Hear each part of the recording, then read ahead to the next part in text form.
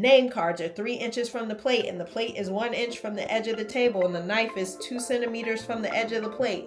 Nobody's calling their mom the next day to talk about that.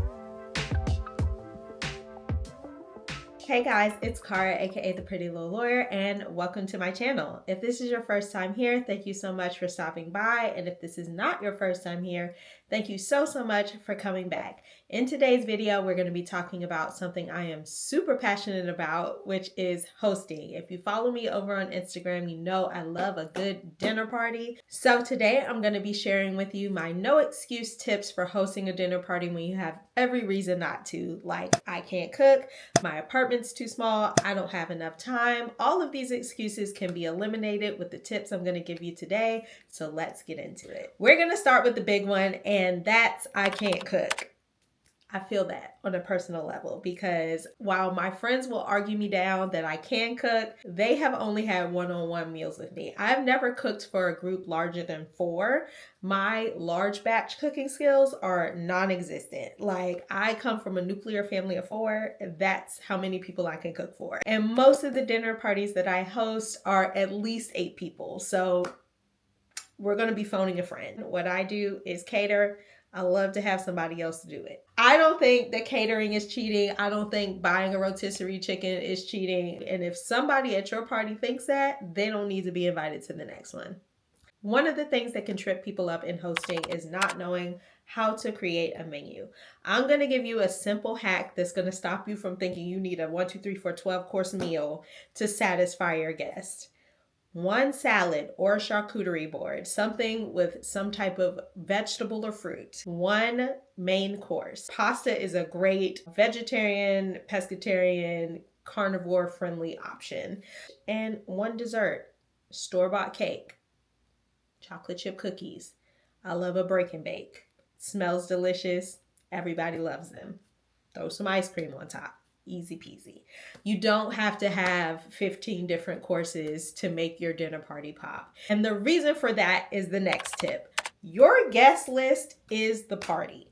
The people are coming to see you and to be around their community. They are not coming because you have the appropriate place setting or because your name cards are 3 inches from the plate, and the plate is 1 inch from the edge of the table, and the knife is 2 centimeters from the edge of the plate. Nobody's calling their mom the next day to talk about that. They're calling their mom the next day to say, I met this really cool girl at Cara's dinner party and we're going to hang out later and we've forged a friendship, or I really like the music at the party, or we took these great photos, or things like that. So if you think your apartment is too small, if you think you don't have the right dishware, if you think you don't have the right seats, I still don't have enough chairs for the amount of people that I host at dinner. I frequently use folding chairs. My housewarming, I didn't have any furniture. Nobody cares about the things that are preventing you from hosting. I can almost guarantee you that. If you're worried about the party getting too expensive in this economy, feel you 100%. The point of the dinner party is community, so rely on your community. There is nothing, absolutely nothing wrong with a potluck. One of my favorite dinner parties that I hosted last year was pasta and PowerPoints. I had everyone bring their favorite pasta and we did PowerPoints on whatever topic you wanted to present on. So lean on your community by having a potluck, but also focus on setting the mood. If you dim the lights, you light some candles, you have a good playlist, you make sure that the guests mesh well. Your guest list is very important, but you focus on making people feel good. They're going to want to come back for more. And it's basically free. Like, you can dim the lights for free. You can put on a playlist for free. All of these things that really make a difference are inexpensive to free. And last but not least, if you think that you can't host a fun dinner party, number 1 tip, I know it's like number 4 on the list, but number 1 tip is to make it interactive. I swear by having an activity. For my upcoming Valentine's Day party, we're going to be making charm bracelets. The one I had the year before last, we did a paint by numbers.